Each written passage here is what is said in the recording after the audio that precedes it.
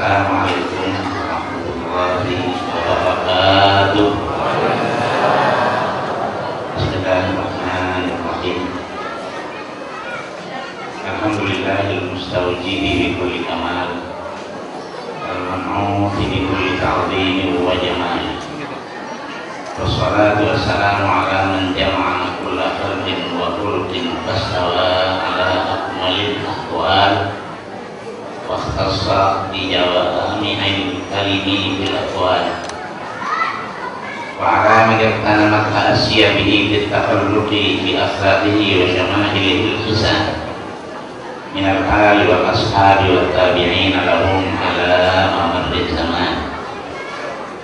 Amma ba'du, faqad qala Allah ta'ala wa huwa asdaqul qailin wa idh ta'adzana rabbukum la in syakartum la azidannakum wa la in kafartum min 'adzabi lasyadid.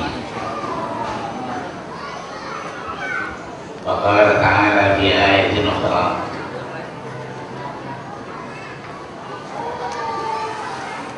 Ya ayyuhan nabiyyu inna arsalnaka syahidan wa mubasysyiran wa nadhira wa da'iyan ila Allahi bi idnihi wa sirajan munira.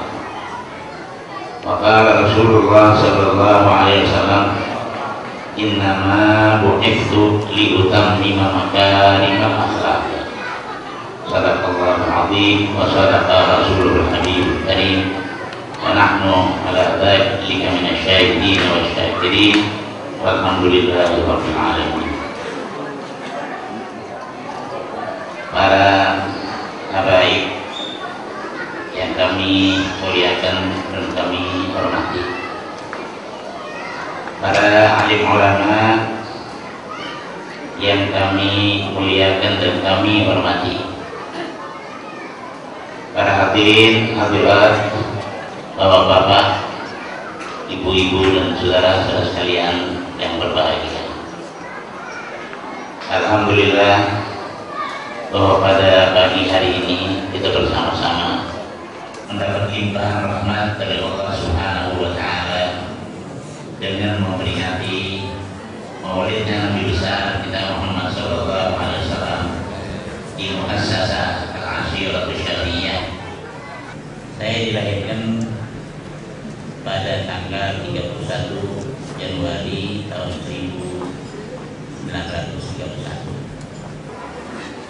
Kalau kita teliti kehidupan kita sebagai umat manusia, sebagai hamba-hamba Allah, bahwa yang bertambah pada kita ini adalah tahun-tahun kehidupan. Sedangkan umur kita itu bukan bertambah tapi berkurang. Dimana dikatakan dalam maqal as-sinnu yazdad wal umru yanqus. Tahun-tahun kehidupan yang bertambah. Kalau kemarin kita 29 tahun, sekarang sudah 30 tambah. Tapi wal umru yanqus, umur berkurang. Kalau kita umurnya 40 tahun, kalau 30 ya tinggal 10, 31, tinggal 9. Jadi umur itu tahun-tahun kehidupan yang bertambah, tapi umur akan selalu berkurang.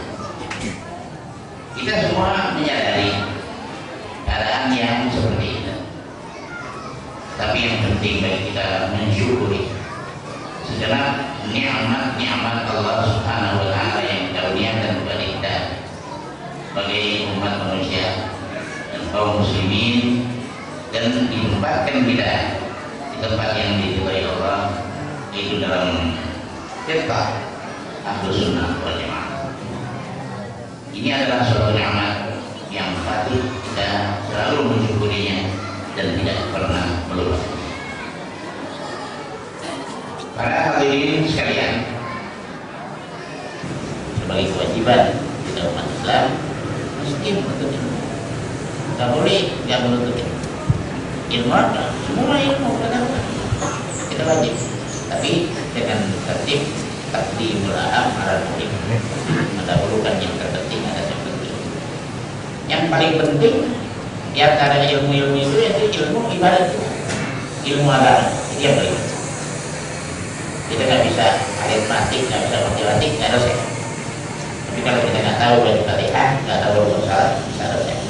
Karena kita melakukan salat dengan salah. Oleh karena itu kita wajib menuntut ilmu agama. Yang menjadi inti daripada ilmu agama itu tiga ilmu.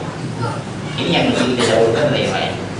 Ilmu usuluddin untuk mengenal Tuhan, ilmu fikih untuk mengetahui sah tidaknya ibadah, dan ilmu tasawuf untuk menurunkan hati kita. Jadi tiga ilmu ini ilmu yang inti dalam agama.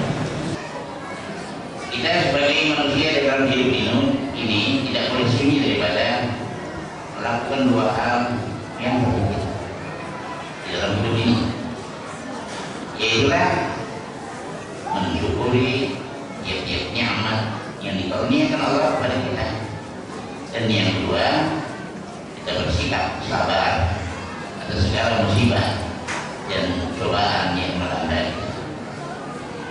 Syukur dan sabar ini adalah dua sifat utama dari orang yang beriman.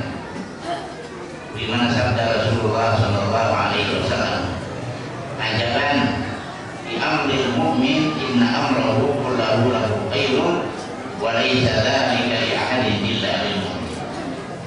In asabathu sarra'u syakara fa kana khairan, wa in asabathu dharra'u sabara fa kana khairan."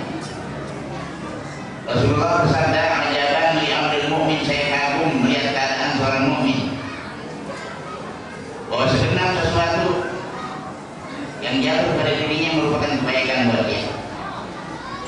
Kalau dia diberikan kesenangan, dia bersyukur kepada Allah, dan kalau dia ditimpa kemalangan, musibah, dia bersabar. Tidak ada hal ini kecuali bagi orang yang beriman saja. Atas syukur dan sabar yang dapat kita laksanakan ala hasabil istita'ah, kira-kira kemampuan kita syukuri lagi. Jadi syukur, kita syukuri. Kita dapat bersyukur terhadap syukur, kita syukuri lagi. Syukur terhadap kesyukuran atas bersyukur, kita syukuri lagi. Semuanya ini syukur. Ini adalah perbuatan Allah Subhanahu wa Ta'ala. Walaupun pada hakikatnya itu dari kita, ya pada zahirnya dari kita, tapi hakikatnya semua dari Allah Subhanahu wa Ta'ala. Sebab syukur kita ini berhajat kepada syukur. Yang kita bisa syukur, ini satu nikmat dari Allah yang patut kita syukur. Lantas kita bisa bersyukur atas nikmat yang diberikan Allah, patut kita syukur lagi. Begitu dengan tidak ada habisnya. Syukur di atas syukur. Itu kata syair, syukur lillahi wajibun.